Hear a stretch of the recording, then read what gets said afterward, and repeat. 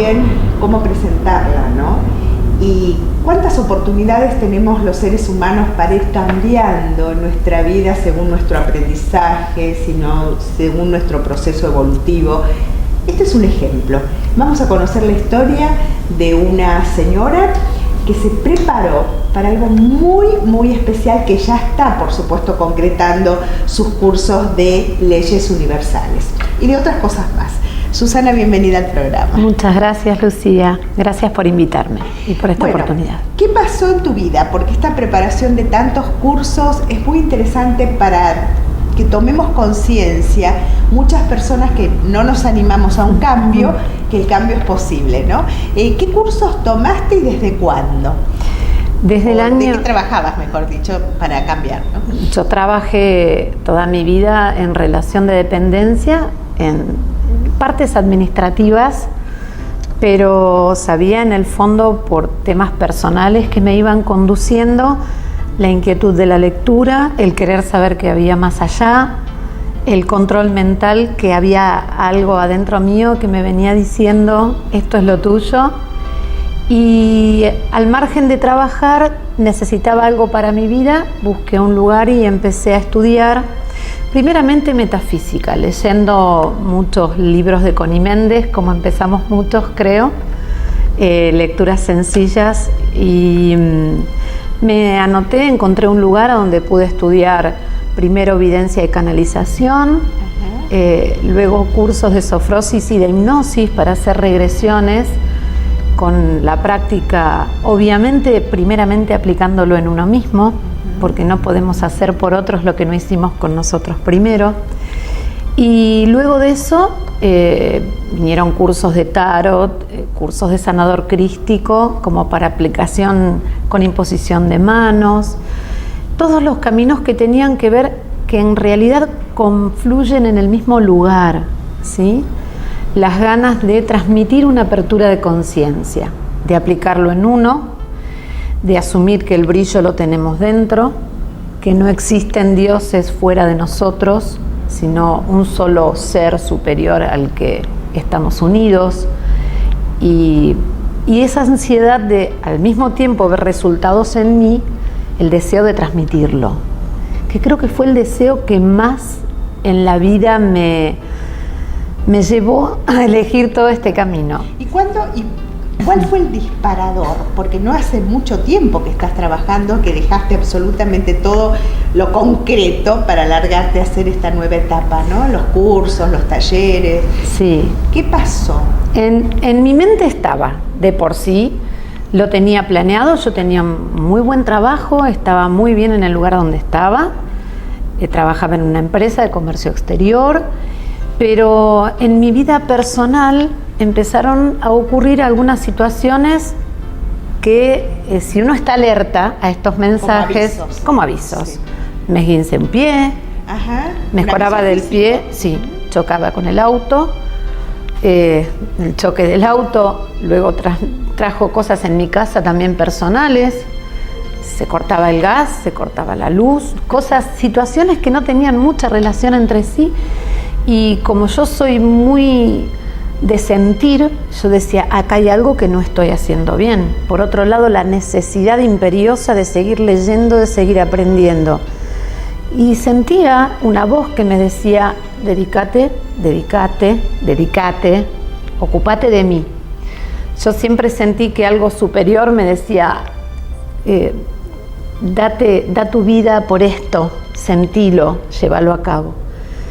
Y me decidí a renunciar de la noche a la mañana, algo que creo que no son decisiones que se toman de un día para el otro, son llamados del alma. Sí. Y así hice, anuncié que me iba, sabía que no podía más, lo único que sabía es que este camino me estaba conduciendo a un lugar donde yo no quería, y renuncié y me tiré a una pileta, pero con la firme convicción de que había algo desde otro lado que me estaba acompañando.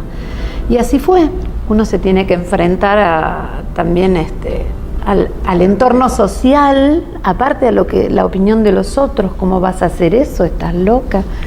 Pero lo hice y hoy tengo una plenitud que nunca tuve en mi vida. En mi vida me sentía así. Qué hermoso, qué hermoso. Bueno, armaste este curso de leyes universales que lo estás dando y que en realidad es tu fuerte, ¿no? Sí. Que es Pero también hay una cosa que le prestas mucha atención y esto tiene que ver con las atenciones personales a través de la lectura del inconsciente del tarot. Exacto. ¿Qué es lo que le pasa al ser humano cuando te tiran las cartas, ¿no es cierto? ¿Qué es lo que vos ves en el inconsciente, en el aquí y ahora de esa persona que está frente a ti, ¿no? Mira, por lo general, la gente cuando viene a una consulta lo hace porque en realidad está atravesando una situación puntual, que es el detonador de sentir la necesidad de consultar. Yo siento que lo que hago es transformarme en un puente para la persona y lo único que hago es leer lo que está escrito en su inconsciente o en su aura. Porque cuando la persona toca las cartas y cede su energía, te está entregando esa confianza, la persona está mostrando su inconsciente, que uno mismo en estado de confusión no lo puede llegar a ver, necesitamos la voz de otro. Cuando la persona viene a la consulta, ya de por sí cuando uno empieza a mezclar o a barajar, empieza a sentir y a vibrar lo que le pasa a la persona. Y con una sola muestra de un arcano que aparezca, ya sea porque se cae o porque queda al final, ya tenés un primer panorama de lo que le pasa a la persona. Y cuando la persona misma muchas veces se sorprende porque viene por una cosa a consultar y vos le decís otra cosa y te dicen, yo no lo había visto desde ese lado. Claro. Porque es muy difícil leer el propio inconsciente a veces. Pero gracias a Dios la gente se va muy satisfecha. El tarot que yo aplico es el tarot terapéutico, es el tarot tomado como ciencia, con la sola ambición de mostrarle su propio brillo, darle las herramientas para que esa persona pueda saber cómo continuar. Ahora, Susana, quisiera que nos cuentes un poco esta necesidad tuya de trabajar con la tercera y la cuarta edad y lo que recibís de los viejitos, que no son viejitos, porque hoy en día no podemos llamar a la tercera y la cuarta edad viejos porque hay veces que están vitales, fantásticos y geniales porque hacen cosas, ¿no? Sí, ¿Cómo fue tu experiencia o cómo es tu experiencia con ellos? Es impresionante. Es la pila de todas las semanas que tengo. Yo voy, gracias a que me convocó mi amiga y hermana del alma, se llama Verónica Prosillo, que ella es reikista, hace flores de Bach. Y ella empezó en este centro de jubilados haciendo reiki y sanación crística. Me convoca a mí porque los jubilados tenían un lugar de encuentro de meditaciones semanal y la persona que hacía las meditaciones enfermó y falleció. Entonces quedó ese lugar vacante. Me convoca a mí, Verónica, porque nos conocíamos de estudiar juntas y yo hice siempre meditaciones guiadas y me dice, vos tenés que venir, tenés que estar acá. Empezamos a ir con 6 o 7 personas porque los abuelos no sabían, venían acostumbrados a una meditación con la gran invocación, maravillosa, y les faltaba. Entonces yo llego a hacer un poquitito la renovación y el cambio, porque son 2 horas semanales que tocamos temas de la vida cotidiana, pero son temas que en una mente de una persona de 80 o 90 años es muy difícil tratar de mover una estructura. Y sin embargo yo les llevo ejemplos cotidianos y los abuelos escuchan con atención, empezaron a sumarse, hoy prácticamente son 20 los que van todas las semanas y me dicen, por favor no dejes de venir porque esto nos da la pila. Hablamos de un tema puntual todas las semanas, les he hablado de las leyes universales, las aprendieron mejor que yo prácticamente porque las practican y terminamos cada clase con una meditación, a donde ellos van a su jardín, a donde ellos trabajan el perdón, trabajan el soltar, trabajan la abundancia, porque hay muchos abuelos que vienen de la guerra, de estructuras muy firmes, trabajan el desapego con los hijos, el comprender cuando un hijo no llama porque está ocupado en lugar de sentir que lo están abandonando. Qué interesante. Todo eso me trae una recompensa que no tiene valor en la tierra. No tiene valor, porque hay comentarios que a veces me hacen que yo me voy y digo, ay, toda mi vida tuvo sentido para escuchar esto nada más. Toda mi vida. Ahora, qué interesante esto de romper estructuras en una sociedad como la nuestra, ¿no? Que es tan rígida y tan dura. Porque, a ver, seamos honestos, en Japón el respeto que se les da a la gente mayor o cómo se ocupan la gente mayor de los niños de jardín de infantes. Acá jamás vas a ver un abuelo de 80 y pico de años, 90 años cuidando a un niño de jardín de infantes. Como que tenemos que aprender nosotros como sociedad a un cambio importante, y el hecho de que ellos cambien también nos exige a nosotros como sociedad mirarlos de otra manera, ¿no? ¿Qué cosa linda estás haciendo? Totalmente, a mí me llena el alma, los comentarios que me hacen. Es más, yo les pido que lleven información, que traigan, aporten, que cuenten cosas desde ellos.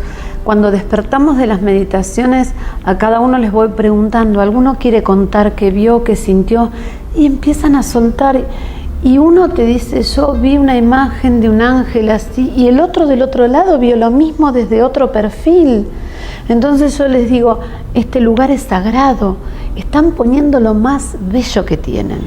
Cuando hacen una meditación, ver que hay abuelos que van con un bastón y que tienen movimientos inconscientes, cuando entran en el estado de la meditación y de relajación, se entregan por completo, y yo les muestro, no tuviste nada de eso.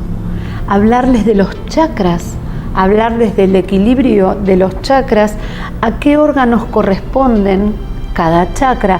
Entonces después viene en la clase siguiente y tal vez me dicen, vos sabés que mi cadera sí, entonces es el chakra base.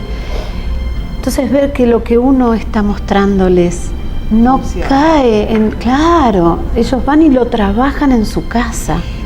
Decime, Susana, no puedo dejar de preguntarte esto porque yo tuve una abuela que falleció viejita, que falleció a los 95 años, y su último año, o sus últimos 2 años, era muy interesante lo que a ella le pasaba. Una mujer muy culta, muy preparada, y con muchos hijos y con mucho amor para dar, ¿no? Hemos recibido mucho amor. Ella, por ejemplo, llamaba por teléfono y decía, ay querida, estoy preparando la valija. Entonces yo le decía, ¿para qué es la valija? Me dice, porque estoy por... Y se quedaba dura, ¿no? Y se daba cuenta que no había un viaje en realidad. Y porque tengo que verlo al abuelo y tengo que verlo a su hijo que había fallecido. Esta cosa de vivir en 2 planos, a mí, en forma personal, me dio como una tranquilidad y una seguridad cuando falleció, y una paz impresionante, porque yo sabía que la estaban esperando, ¿no? Seguro. Como que comprobé eso. ¿Te pasa eso con los viejitos de irse a 2 planos distintos? Sí, no me cabe duda. Tengo un abuelo de 92 años, que las primeras veces le costaba, aparte de un señor que había sido técnico toda su vida, entonces venía a ver de qué se trataba. En la segunda meditación, la segunda semana, llegó a ver una luz blanca, y la tercera semana, cuando vuelve de la meditación, me dice, yo no sé qué es lo que vi, pero acabo de tener una experiencia como nunca viví en mi vida. Acabo de estar en el lugar a donde sé que pronto voy a ir. ¡Ay, qué fuerte! Y me gustó. Y dice, y no quería volver. Te lo agradezco, nena, porque yo soy una nena para ellos. Yo ya está, ya me fui. De ahí dije... Ahora, qué lindo esto de poder prepararnos para este paso, ¿no? Sí. Para poder... Porque en realidad es un paso que lo muestran los libros, los muestra la gente que sabe, pero vivenciarlo uno, de no tenerle miedo a fallecer, y porque sabemos que existe otra cosa, ¿no? Uno de los casos más duros, como cotidianamente se presenta en el centro de jubilados, es la viudez, tanto del hombre como de la mujer. Entonces tenemos casos, la mayoría de las señoras que vienen o enviudaron este año o el año que pasó, tenemos casos de señoras que enviudaron. Vino una que enviudó a la semana, vino a las meditaciones a ver de qué se trataba. Mi misión, porque siento esto, porque siento que hay una voz que me lo muestra, porque yo ya he hecho ejercicios de regresión a donde yo me desdoblaba y estaba en otro lado, mi misión es la de mostrarles que es hermoso eso y que el lugar donde están los demás es solamente un viaje al que se adelantan, al cual van a ir ellos también. Entonces, cuando vienen al centro de jubilados y hablamos, tocamos el tema, y yo les digo, soltalo, déjalo ir a tu esposo. Él está en otro lado y la vida, o hay alguien desde el otro lado, una gran mente superior que te permitió a vos continuar para que hagas ahora todo aquello que no podías hacer cuando estabas con él por dedicar tu servicio a él. Y les explico, el universo es tan sabio que vos todavía estás acá porque hay cosas que tenés que terminar de tu vida. Y cuando las termines, te vas a ir a sumar con él. Porque de hecho, desde el amor él está. Porque todos están acá en este momento. Nosotros estamos físicamente, ellos están en alma. Pero hay que soltarlos. Si lo amás, tenés que soltarlos. No te aferres. Su ropa, déjala correr. Sus fotos, córrelas de tu vida. Porque es una forma que el espíritu no pueda evolucionar.